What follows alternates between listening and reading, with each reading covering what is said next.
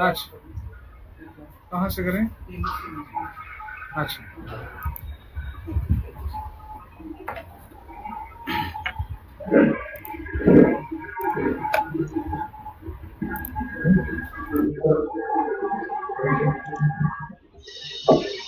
Good morning, everyone.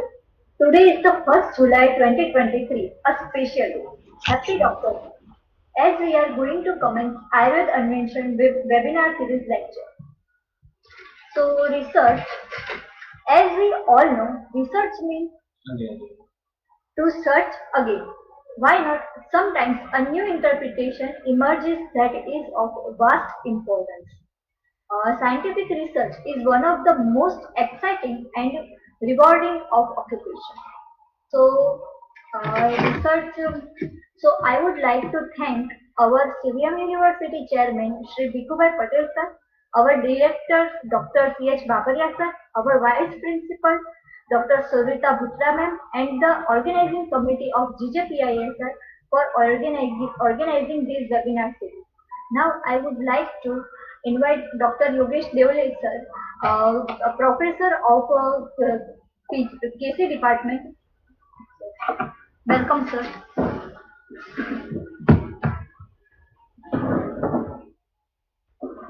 Thank you, Dr. Himisha.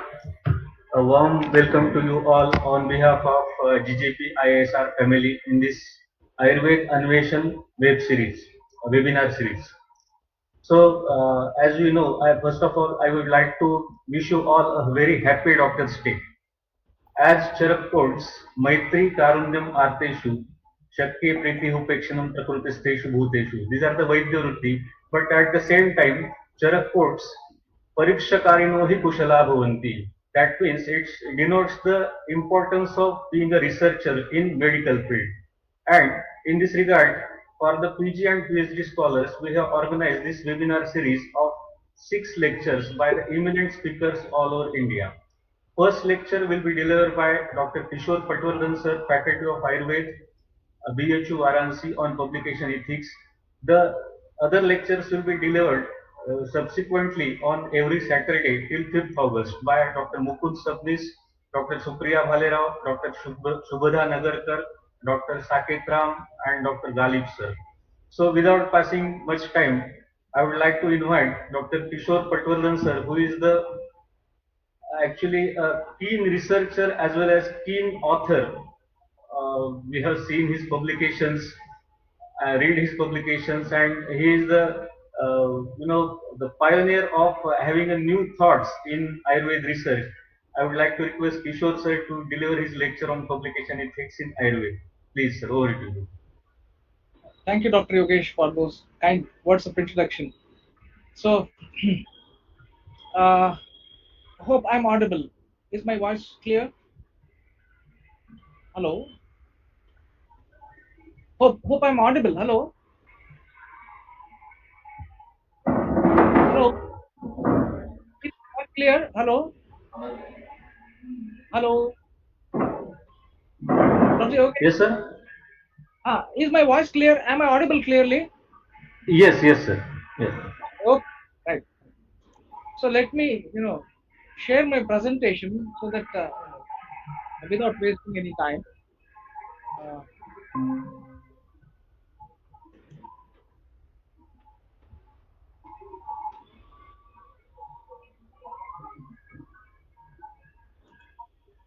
So hope my screen is visible now. Yes, yes, sir.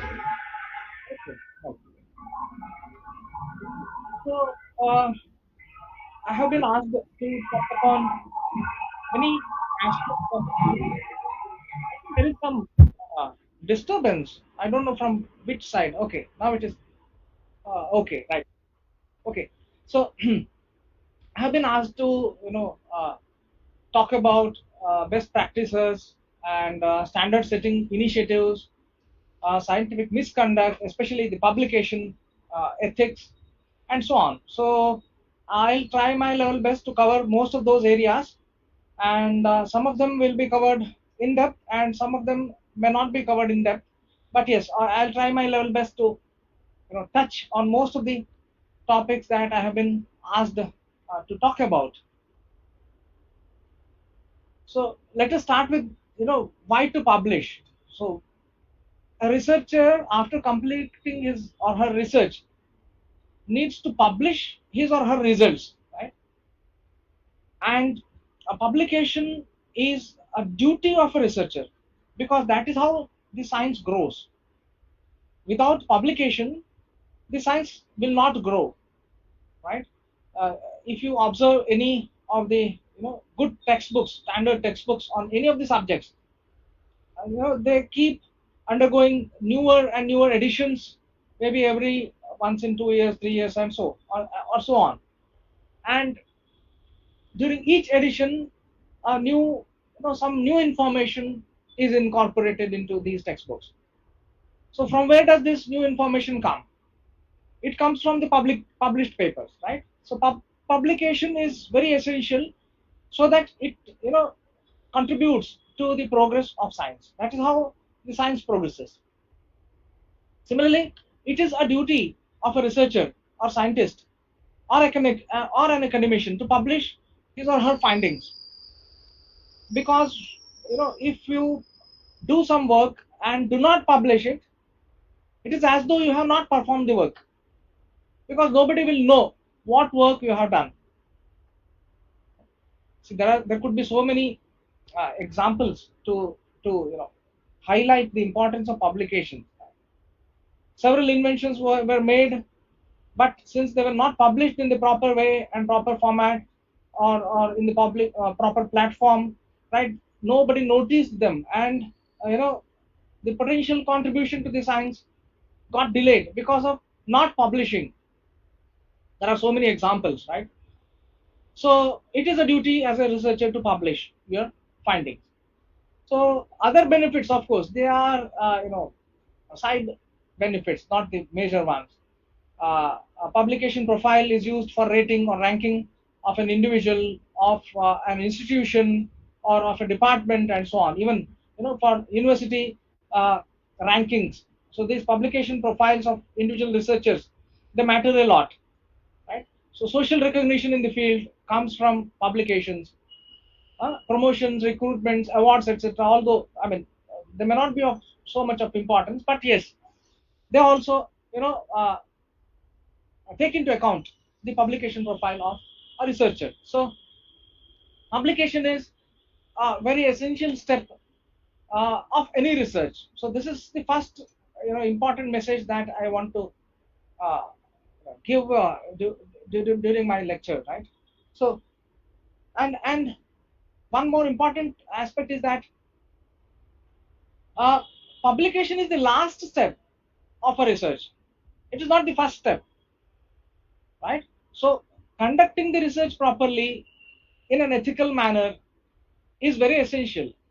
So research ethics should come first, and publication ethics should come later, right? If a research is not done ethically, after following without following proper ethics, then what's the need of, or what's the meaning of learning publication ethics?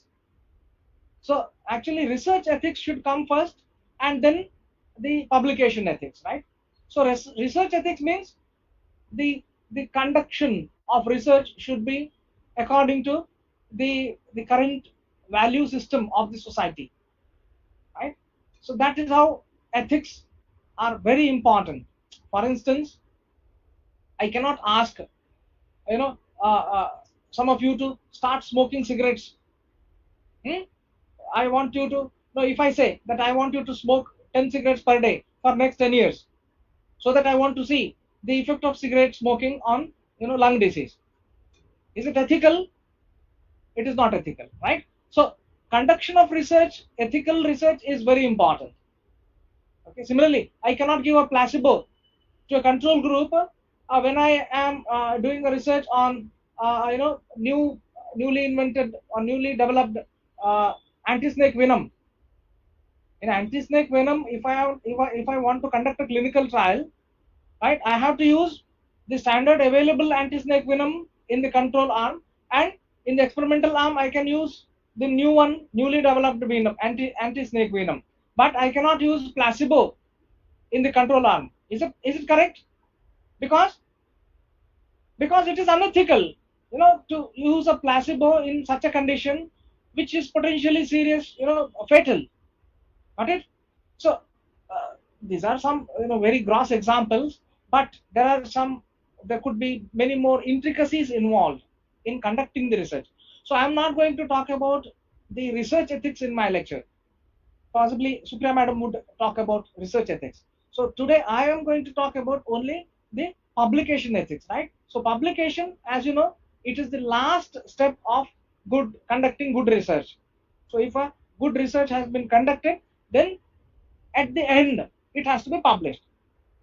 So nowadays what I am seeing is that we are giving more emphasis on publication and not giving that much of emphasis on research, and this will give you a skewed results. And publications may be good, but if it is not performed well, then how can a good publication emerge from a bad research? Good publication cannot come out of a bad research, right? This is something that is very fundamental, and I would like to highlight it in the beginning of my talk. Okay, now if you have published a paper, so I won't go into the details like where to publish, which is the correct journal to publish, how to choose the right journal. All those are different issues which I will not be dealing with in this presentation. But in a nutshell, I would like to say that you should publish in a peer-reviewed and indexed journal, right? If a journal is not peer-reviewed, it is not the ideal journal for you to publish. Similarly, if it is not indexed with good databases, it is to be avoided. Right? Databases, good. What are the good databases? Like, for instance, for our biomedical field, it is PubMed, Medline, and then Scopus, Web of Science. So these are 3 or 4 very good standard databases where a good journal is indexed. So if a journal is indexed with any of these, at least 2 of these databases, then I would consider it to be reasonably good journal. If it is there in PubMed and Scopus, it is fine. Similarly, Scopus and Web of Science should be fine. But again, for us being biomedical scientists, indexing in PubMed should be considered as one of the essential factors. Right? So that is the minimum basic standard of a journal that is expected. Then suppose you have published a paper, then who are the stakeholders of that publication? Suppose you are the researcher, the entire publication doesn't belong to only you. You are one of the important stakeholders, but there are many more, because when it gets published in a journal, there are so many different players who come into play. Okay, so first one is definitely author or authors, contributors, and their institutions. They are the major stakeholders of any given publication. Definitely, there is no doubt. Second one would be funding agency. There may be some funding received. You might have received some funding, maybe from Ministry of Ayush, or maybe from Department of Science and Technology, or some other ministry, or some private funding agency, right? So they will have some stake because they have funded the research, right? So this is second important stakeholder. Then reviewers, who have reviewed your paper. Your paper, when you submit it, it undergoes a review process, right? Experts in your field, maybe 3, 4, 5 experts, they review your paper, they read your paper, they give their suggestions, right? And then you modify the paper according to their suggestion, and then resubmit it, and this goes on for a while, till all the reviewers are satisfied, right? Till all the reviewers are convinced that yes, now the research publication meets the expected standards of publication, right? After that, it gets published. So reviewers also have an important role to play in a publication. Then editors also will decide whether your paper should be published or not, whether it falls under the areas of focus of that journal, whether the journal has any issues with your publication, whether it satisfies all the requirements of the journal. There are so many things. So editors of the journal also is important. Then comes publishers. For instance, there are good publishing houses, many famous publication houses like Elsevier maybe, right? Or there, I mean, there are many, right? So these publishers, they own the journals. Often they own, but sometimes they may not own also. There could be difference. Like big journals, big publishers, they own these journals. But sometimes owner of the journal might be someone else, but he might be or they might be using a publishing platform to publish their journal. For instance, some societies, right? Uh, uh, some scientific societies or some organizations, some institutions, they also run the journal, and sometimes they may, you know, ask the third party publisher to publish their journals. So publishers also have some role to play. They also form important, part of stakeholders. And owners of the journal, owners also, they also are very important stakeholders of a given published paper. Owners could be either an institution or a professional society, right? Specialized field, right? Sometimes they have their own societies, or organizations, so they often publish their own journals, but they hire some publisher, right? Now, since we are talking about ethics of publication, right? Publication ethics or publication, problems with publications, right? So what can go wrong with a publication, right? Different things can go wrong at different levels. Okay, so possible loopholes in the process of publication. Suppose there is a misconduct at author's level. Authors, they might have invented some case by their own imagination. I'll give you some examples, right? Where the authors, I mean, the case, actual patients did not exist at all. They simply invented those imaginary cases and then they published, and they got, somehow they might be caught, and then those papers have been retracted sometimes. So all that is a, process. Hmm? So authors, at the level of author, right? Some misconduct can happen. Right? Authors can manipulate the data. They can manipulate the images, for example. Very commonly happening scenario in this area in these days, right? I'll show you some of those websites where such practices are being highlighted. Then poor or inadequate rigor with peer review. Second loophole could be at the level of peer review. The reviewers may not be able to find out the exact lacunae in the given paper, right? If there is misconduct, if there is duplication of images or manipulation of images, and if reviewers are unable to detect them, then this mistake can happen at reviewer level, right? Third one is journal operating with bad faith, the predatory journals, right? This is a huge problem. This has become a huge problem, right? Predatory journals or pseudo journals who operate in bad faith, that is, they claim all sorts of nonsensical things. They write that no, it is international peer reviewed, such and such high impact journal, and so on and so forth. But actually, the journal may not be indexed with any of those databases which it claims to have, or it may not be peer reviewed at all.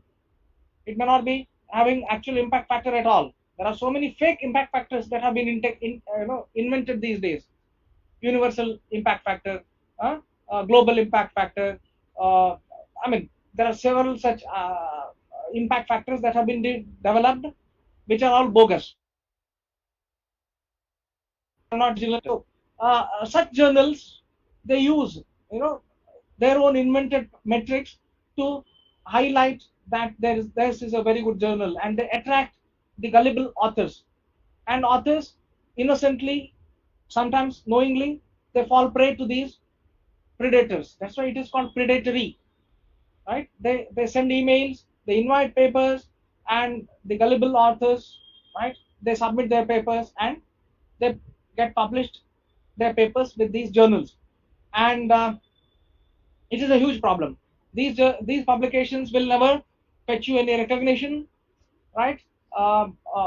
These papers published with such pseudo journals, right, will be a total wastage of your effort and time and money also. Then there could be conflict of interest. Suppose pharma sponsored clinical trials, right? Pharma industry would want that, the millions of dollars they have invested in the development of a molecule, they should get a good result. Hence, they might urge the authors to show positive results, but researchers might have got some negative results. Then there is a conflict of interest. Okay, so there could be another loophole. This is another loophole where the authors and researchers might be influenced by the funding agencies or funding institutions like pharmacies. Then inadequate editorial supervision. There might be some fake reviewers. A few years ago, a case of such journals was exposed, where authors, they used to submit fake email IDs of renowned authors.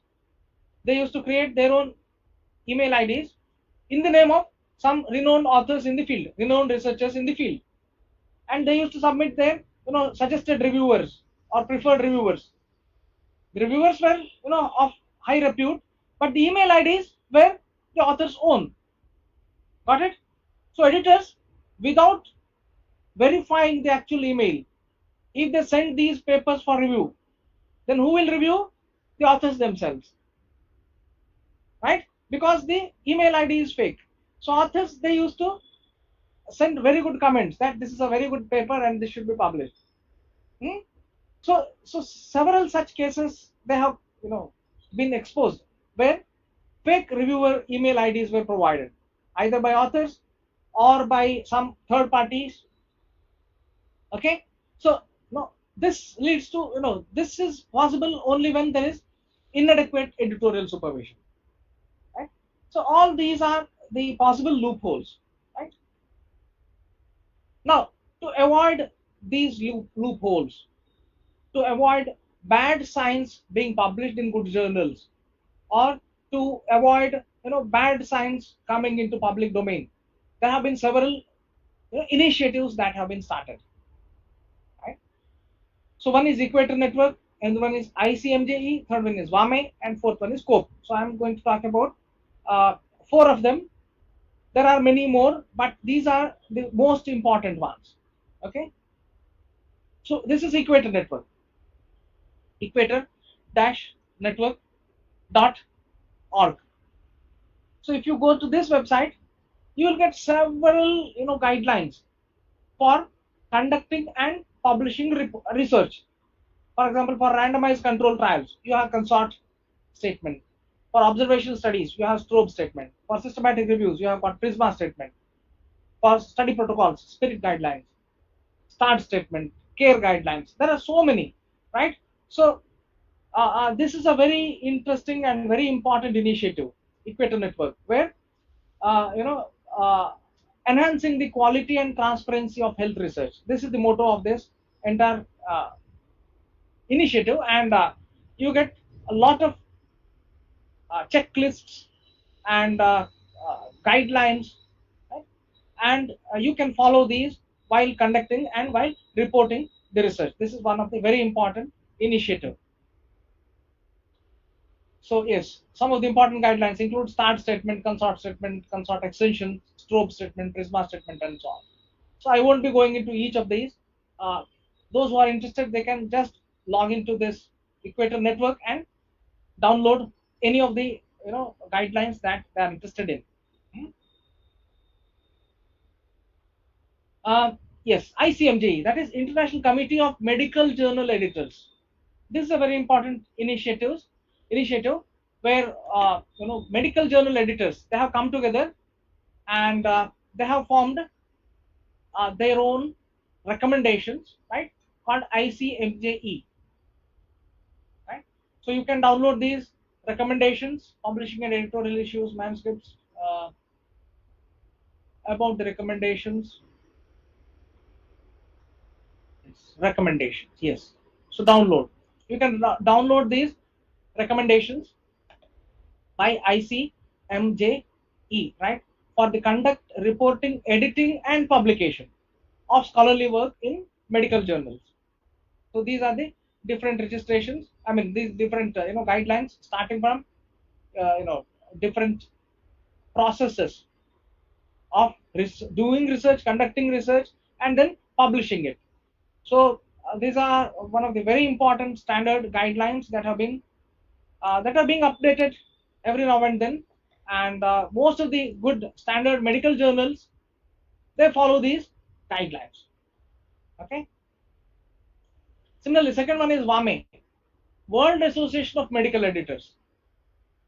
Right. This is also similar initiative, and WAME comes up with newsletters and ethical ethics case discussions, ethics consultations, ethics web resources, and so on. Right. This is the home of WAME homepage. Right. So WAME revised recommendations. Huh? Uh, it also gives link to some other initiatives like COPE. Hmm? So revised principles of transparency and best practices released. So World Conference on Research. So all this research integrity, right? So there are so many good resources available on WAME. Okay. Third one is COPE. COPE is very, very important initiative for medical ethics. So committee on committee on publication ethics about COPE, right? Committee on publication ethics. This is entirely and solely for publication ethics. It is not for conducting research, and I hope you understand the differences. Like WAME and ICMJE, they issue the guidelines for conducting the research and reporting also, but COPE is only focused about ethics, nothing else. Ethics of research publication. So it relates to publication ethics. So over the past 25 years, this is working, and it has come up with so many guidelines, right? For example, best practice and guidelines for for editors, for authors, for reviewers. There are so many flowcharts, scientific rigor of published data, authorship and contributorship of unpublished data, authorship and contributorship of published data, concerns about risk in published data. All these have been presented in terms of flowcharts, legal and regulatory restrictions of published data, dealing with concerns. So you can download. This is one example, right? This is a document where you have got such detailed flowcharts. If something wrong happens, what should be done, how the editors should deal with, how the authors should deal with, all this is there, right? So this is a wonderful resource, right, where you will get so many case reports as well, not case reports but cases in COPE forum, right? You get several cases. You can submit a case also. If you are an editor or author, you can submit a case, forum discussion topic. There are several cases which you can read, flowcharts, guidelines, cases. So these are cases. COPE members, they can submit cases. Should we allow pseudonymous authorship? This is a case, for example. We are handling a manuscript that is now ready for acceptance. During the review process, we noticed that one co-author has the surname 9999, and this co-author and two others had the affiliation independent researcher. We asked the corresponding author that what this meant. Their answer was that the names of two of these authors, including 9999, were pseudonyms. The paper was based on a competition, and the corresponding author explained that they had utilized pseudonyms when participating, as they had taken part as independent researchers working on personal interests outside their company office hours. They wish to continue to do so even upon receiving recognition. They stated that they fulfill ICMJE's authorship criteria and are real individuals. They welcome advice on how to proceed should pseudonyms not be appropriate. So these are the questions. Can co-authors use a pseudonym on a published paper? If yes, do the given circumstances justify this? If yes, should the pseudonymous authors reveal their identities? Right? This is a case, right, put up by a journal editor. Now this is the advice given by COPE. So COPE committee gives an advice. Advice on this case is from small number of COPE council members. Most cases on the COPE website are presented to the COPE forum, where advice is offered by a wide group of COPE members. So advice on individual cases is not from COPE guidance. So COPE council was unanimous in their feeling that the use of pseudonyms is not warranted in this case. So this is the decision. Transparency and accountability are key in scholarly publishing, and the readers should know who authored the paper and are responsible for it. Got it? So one cannot use a name pseudonym as a surname 9999. This is not allowed. This is not a good publication practice. So there are thousands of such different cases which have been put up by different medical journal editors, and the Scope forum gives its advice. It's a very interesting website to go through, and you will they have also so many flow charts how to deal with the particular case. For example,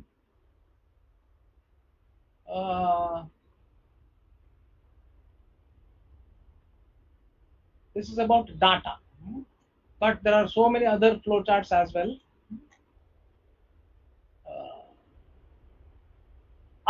Undisclosed conflict of interest in a published article. Suppose you have obtained funding from a pharmacy, right, commercial pharmacy, and you have used their medicine in your clinical trial. But suppose you have not mentioned that you received funding from this pharmacy, and editors come to know that actually you have hidden this particular fact. Then how to deal with it? So there is a flow chart. Reader informs editor of author's undisclosed conflict of interest. Suppose a reader is there who knows that yes, these authors were funded by this pharmacy. So he writes to the editor saying that, see, these are the authors who were funded by this pharmacy, and this is a pharmaceutical preparation, right, commercial preparation, which is being studied and published, but these authors have not disclosed this conflict of interest. Now, how the editor should investigate? Thank reader and say, you plan to investigate. This is the first step. Second, contact the authors and express concern. It may be helpful to provide a copy of the journal's policy definition of conflict of interest. Then authors, they supply relevant details. Thank the authors, but point out seriousness of omission. And reassess the article based on undisclosed conflict of interest. Then consider whether conflict of interest unduly affected article or peer review. Affected, then consider post-publication changes as appropriate. Consider informing relevant institutions. Publish retraction or publish correction to a competing interest statement and article text. Unrelated, unaffected, publish correction to competing interest statement and inform the reader of outcome of action. So this is a simplified flow chart of dealing with such cases. So several such cases have been discussed and uploaded on a COPE. So COPE happens to be one of the very important and very serious initiatives on publication related ethical issues. Okay. So WAME, IJME, commit a scope.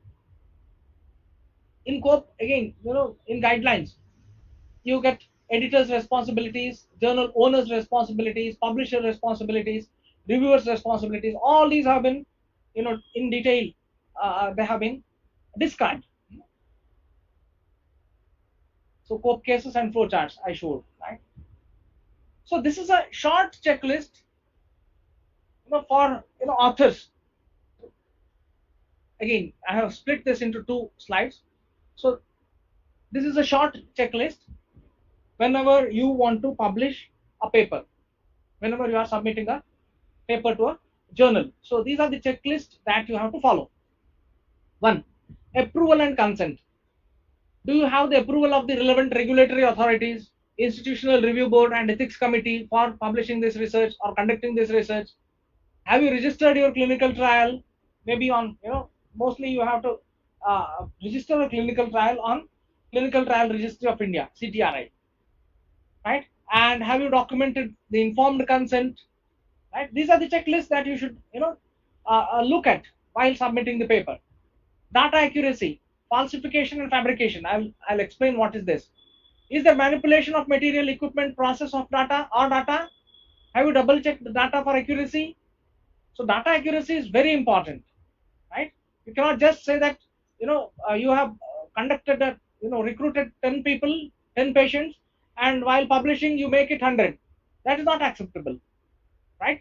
So is there any lurking fake data, right? Fake data should not be published. Then plagiarism and self plagiarism. So have you used your own prior work or copied others work? Then it comes under plagiarism. If so, have you cited these correctly?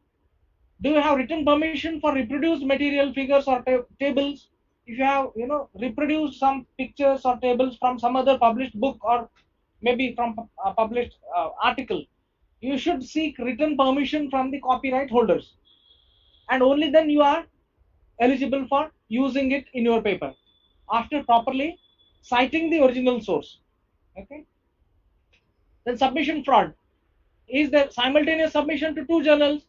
It is also a kind of fraud, right? You should not submit same paper simultaneously to more than one journal, because you are wasting the time of editors and reviewers. Okay. Have you published the entire work or part of it already? Then it should be disclosed that yes, this is a part of a bigger study and earlier part has been published with this journal and now we are publishing this journal, this part. So that is how you have to disclose it. Have you have you excessively cited your own publication? That is also problematic. And self-citation. Self-citation is not, unethical, but purposefully citing your own citation, your own papers, right? Even though it is not relevant, then it is, you are trying to manipulate your citation metrics. Then ethics of authorship. Have you included have you included all the authors in the specific pre-agreed order? Do you have an agreement with co-authors? Are the co-authors aware of the contents of the publication? Have they had access and hold themselves responsible for the data and its interpretation? Is there any ghost author or a guest author?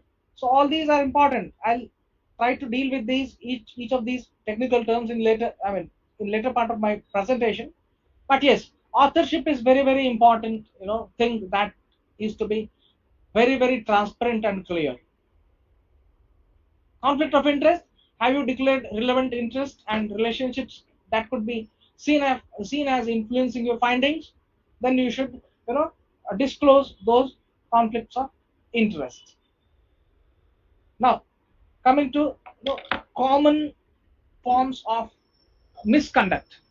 The commonest form of misconduct at author's level, right? Falsification, fabrication, and plagiarism. What is falsification? Falsification is when you manipulate either the data or maybe some other, maybe pictures, images, right? Then it becomes falsification. There is something, but you are manipulating it. Fabrication is imagination, using your imagination and inventing your own, story, which doesn't exist at all. That is called fabrication. And plagiarism is writing someone else's ideas and someone else's language as though it is your own. That is called plagiarism. Okay. So have you heard of Elizabeth Bick? If not, you please read her, about her, right? Maybe you can visit this Wikipedia page. or maybe you can follow her on Twitter. Right? She has become very famous, and entire scientific community is celebrating her contributions these days because she is very good at identifying frauds, especially with the images. When the images are manipulated purposefully to give a false image that there is some result, you know in such cases she is very keenly observant, and she has flagged so many hundreds of such potential cases of misconduct, and several of such papers have been retracted and so on. So Elizabeth Bick is one of the prominent figures in science integrity domain these days. Her name is one of the major names that one should be aware of. So yes, this is one example for falsification, a famous example. German cancer research. In 1998, German research funding agency looked at 347 papers published by two researchers, and it finally concluded that 29 of these contained falsified material and found evidence of data manipulation, leading to a suspicion of fraud in a further 65 papers. In most cases, the falsification of illustration of blood and other cells was noted. The images were manipulated to show that there was some important result. So you can search on PubPeer if you are really interested in knowing these kinds of cases. You need to visit PubPeer. So this is one example. Group 1, control group showing no changes in the renal tissue. Group 3, only extract treated group showing no changes in renal tissue. But both the pictures are same. Right? Cropping is different. Got it? So this is image duplication. This is not manipulation, but it is image duplication. Right? So using the same image for different purposes. Right? Similarly here, figure 3A and 3C. It is one and same. Okay? So you can get several such papers on PubPeer. If you search, for example, Ayurveda, you will get so many papers related to Ayurveda which have been listed. For example, this one.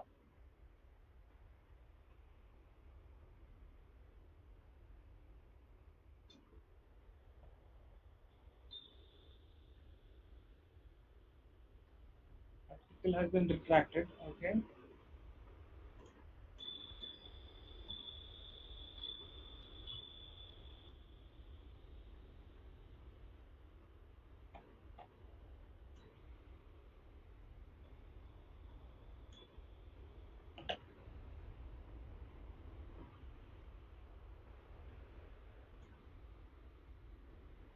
Yes, this is the one that I showed you. Okay.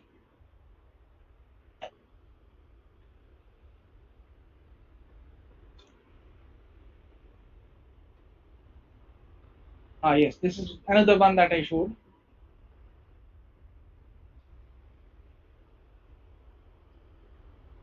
See, the same picture, group 7 and group 6.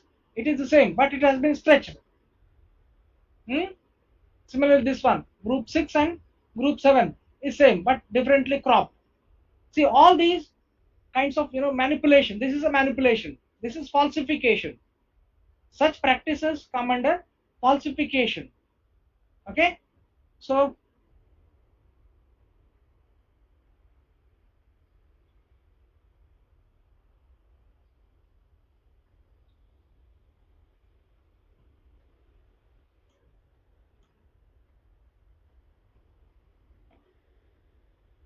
yes.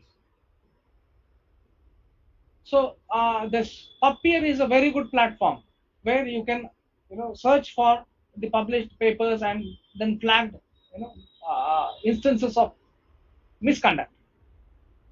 See, this is one more example.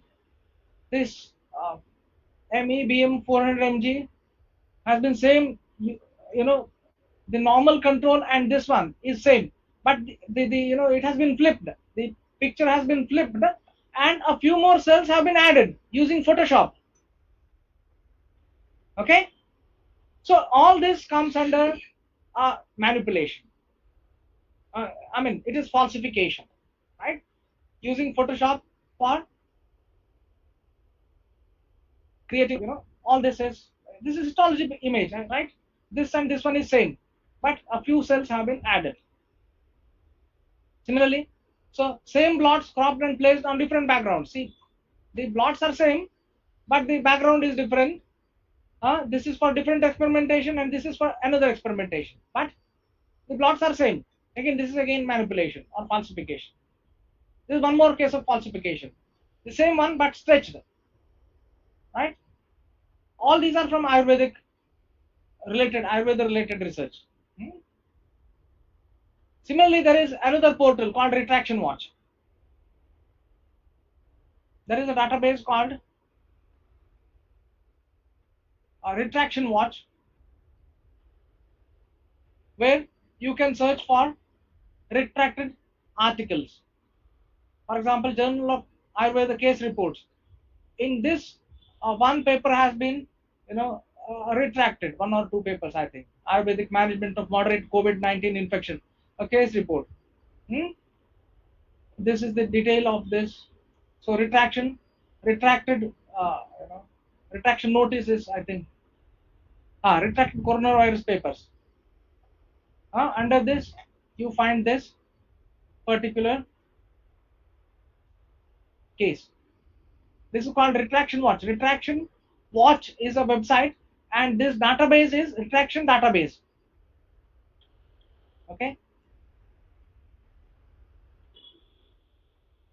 This is the DOI. I think you can find out that paper over here.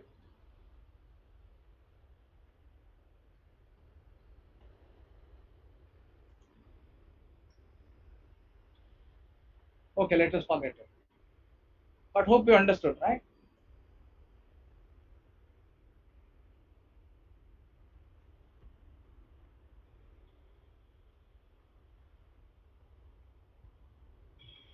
Journal of Ayurveda and Integrative Medicine.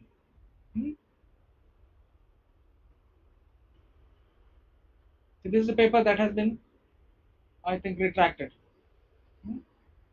Evaluation of therapeutic and toxic levels of conium maculatum extract in gestation and fetal development of adult albino rats.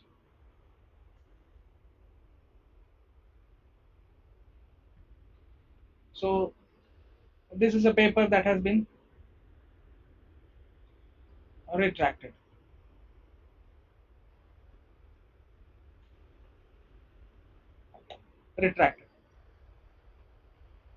Okay.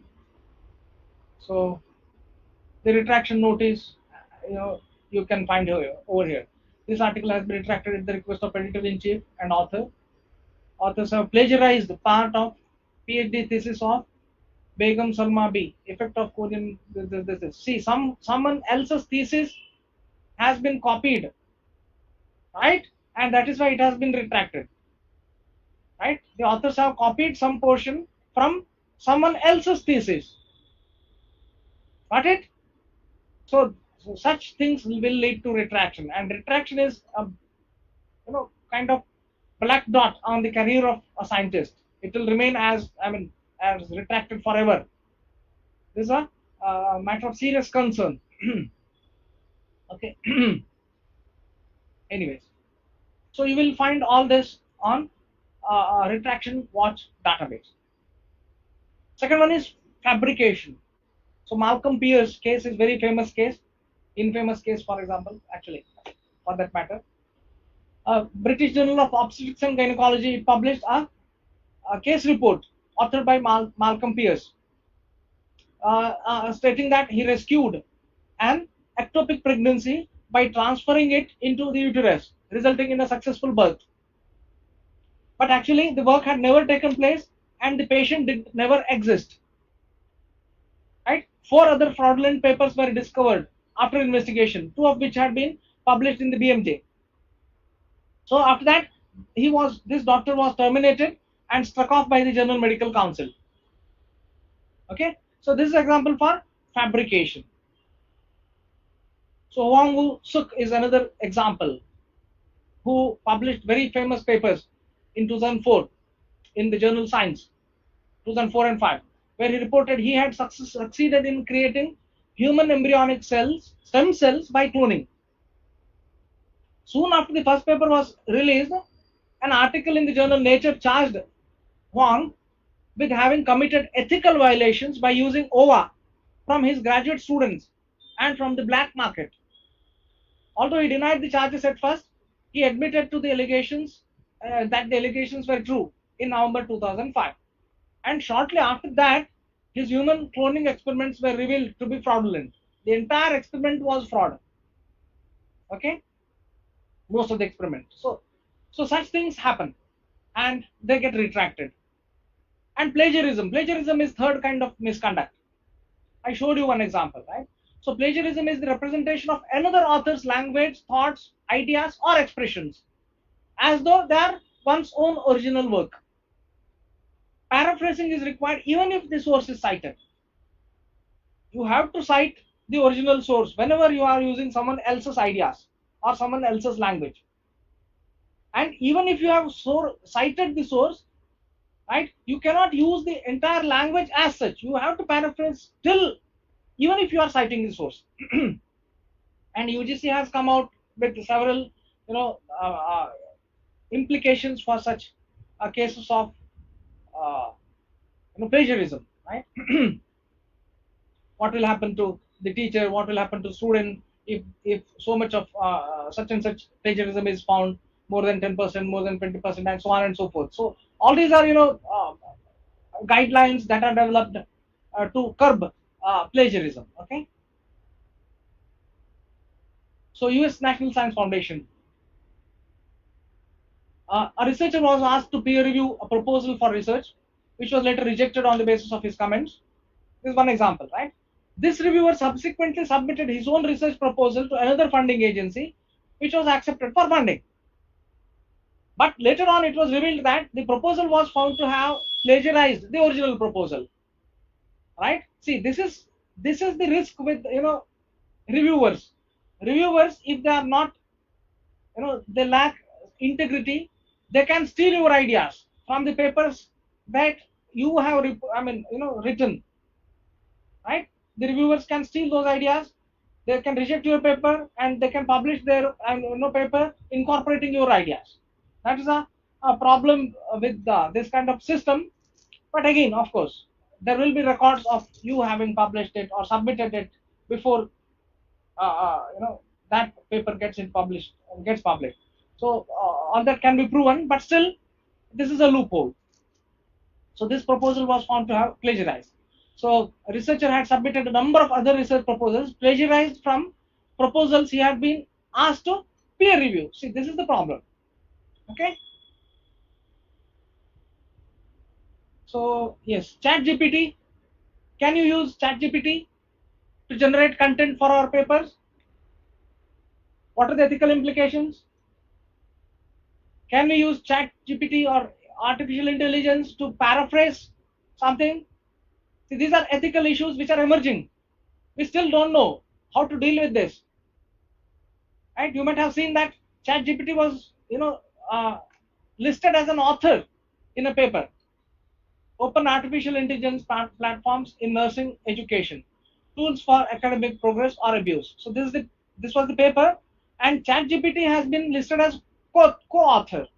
Of course, this was later on corrected and this name was removed. But still, these are ethical issues, right? So basically, ChatGPT or any other artificial intelligence generates the contents using the already published papers. So it is actually copying and paraphrasing it, and you are using that paraphrased content for your article. It means you are committing the same mistake of plagiarism twice. This is my interpretation. if you are using AI tools for generating content, you are conducting plagiarism twice. Once the tool has conducted plagiarism or committed plagiarism, and then you have copied it from that tool. So you are, this is double the kind of mistake. But yes, simply for paraphrasing, if you are using ChatGPT, I think there is no harm. Only for paraphrasing, right? Writing the correcting the language, it is. I think it is acceptable. But again, this could be a ethical matter of debate. Okay. Then other forms of violation: failure to disclose the conflict of interest. A study conducted in 1986 found that 96% of studies had financial relations with the drug manufacturer but were not disclosed. Multiple submissions, simultaneous submission of same paper to multiple journals. It is again unethical.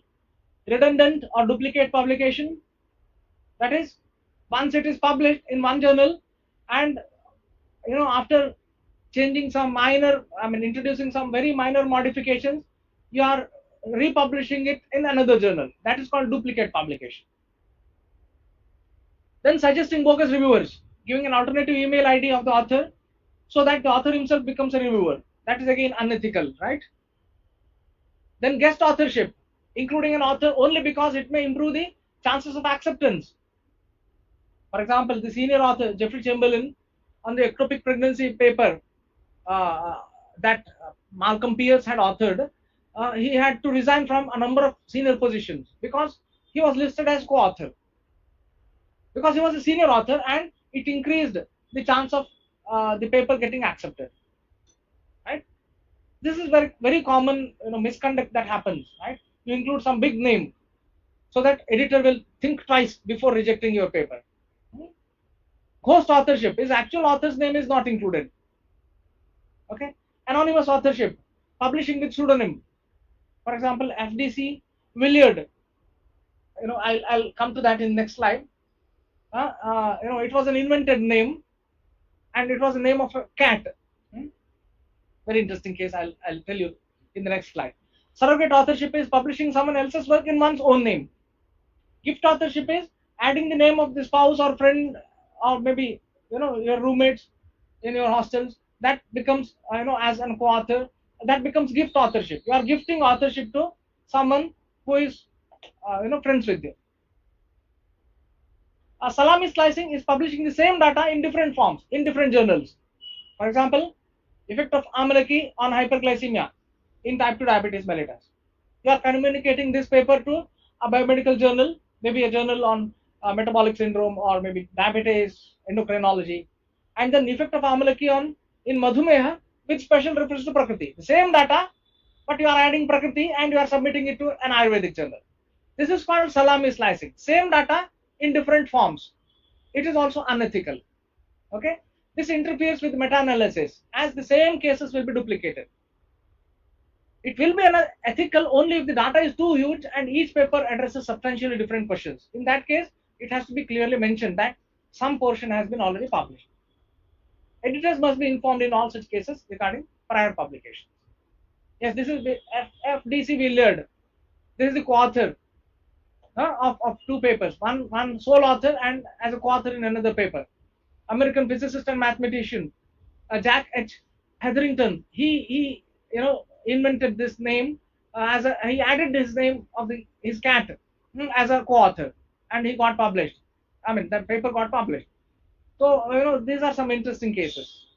So for further reading, you can go through publicationethics.org, pubpeer.com, retractionwatch.com, icmj.org, and wame.org. So with this, I conclude my talk. I think I have completed my talk within the given time limit. So yes, with this, yes, I invite any questions or doubts or any suggestions, if any. Yeah. Thank you, sir, for your wonderful session. So there is two questions. Shall I? Yes. Okay. Please go ahead. One question is PG scholars have to submit two publications. If they want for non-paid journals, it takes years together. So they prefer paid journals which publish within weeks. So what is way for See, there is a huge misconception. There is a huge misconception among PG students regarding publication, right? If any institution, any regulatory body makes it mandatory for any student to publish one or two papers, then then that institution is not worth studying in. Very clear, right? Nobody should make such papers mandatory. Publication should never be made mandatory. One thing, right? First thing, right? Second, paid journals and non-paid journals is a secondary issue, right? First issue is the kind of journal based on what model it follows. Right? There are two types of journal.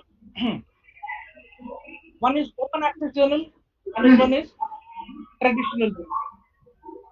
So in traditional journal, see, any journal has to earn money to maintain its publication, right?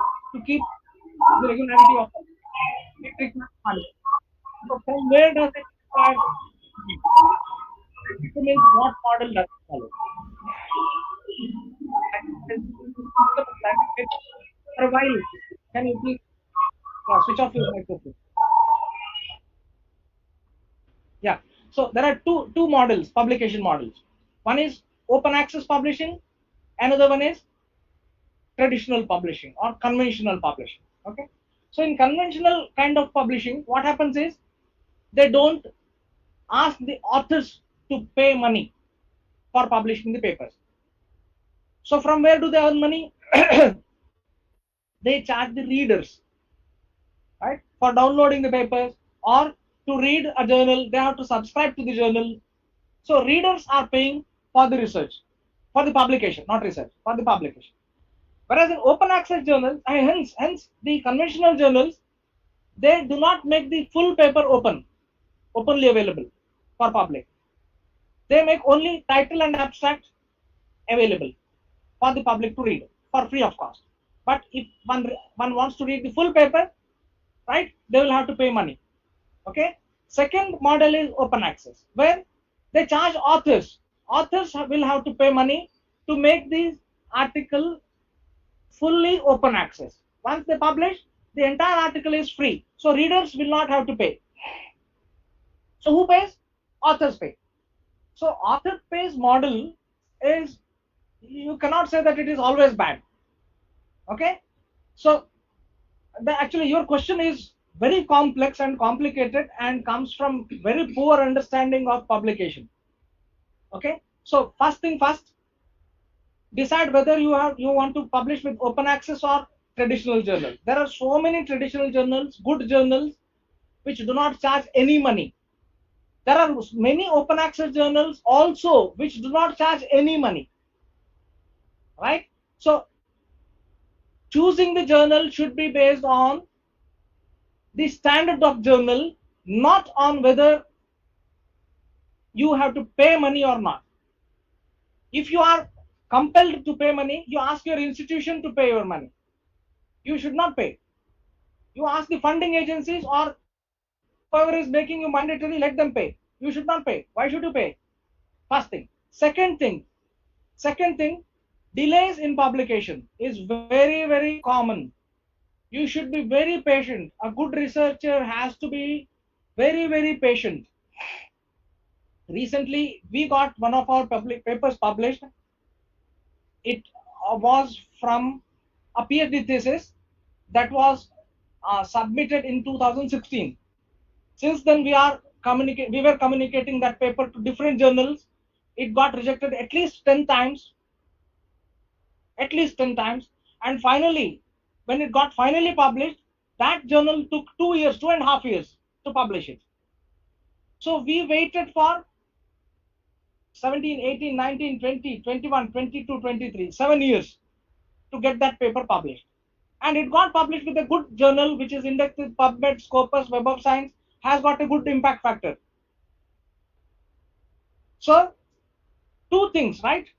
One is compulsorily asking someone to publish is a very, very bad idea. No institution should do this, right? They are doing injustice to the science and also to their own students. Second thing, when publishing, look at the journal. Go for, if you do not have money, go for traditional kind of publishing, right?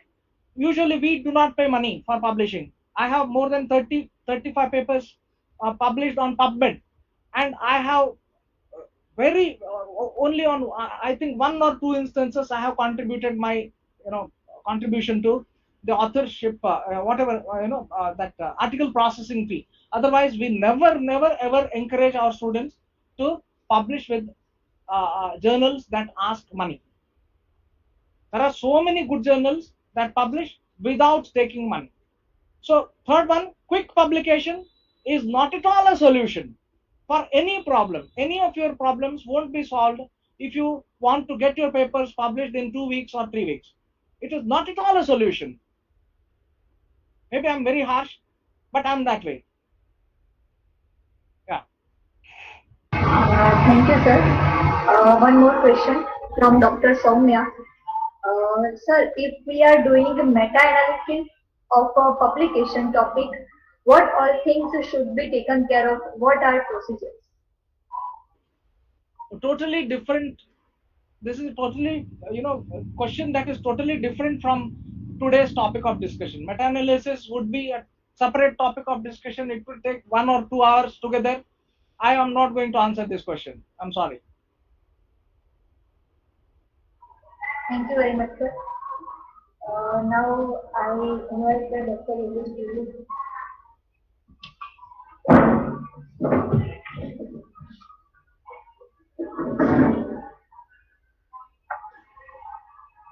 Thank you so much, sir, for enlightening us with your, as always, wonderful lecture. And as we know, I think UGC is also planning to uh, retract this policy of compulsory publication. It was Uh, retracted. All retracted. It was actually never mandatory. I'll tell you very frankly. It was never mandatory to publish any number of papers before awarding the PhD. It was mandatory to communicate at least 2 papers. Communication and publication are two different issues. Somehow these PhD scholars and teachers, they always misled the students, especially teachers. They are very good at misleading students because they want publications, as many publications as possible from their students. So they always impose their students and compel their students to publish. It was never mandatory as per the UGC guidelines. To communicating 2 papers was mandatory. I think that also they are going to remove. okay. Thank you so much, sir. Uh, any more question now? Thank you so much. So on behalf of GJP ISR family, I thank you. Actually, we had scheduled the lecture of Dr. Supriya Bhalerao ma'am today, but as she is not feeling well, and we acknowledge your kind support to take our invitation on a shorter notice. Your lecture was scheduled on 15. It was so nice of you to support us to start this webinar series. Thank you so much, sir. Thank you again. Thank you for the opportunity. It was wonderful. Thank you. Namaste.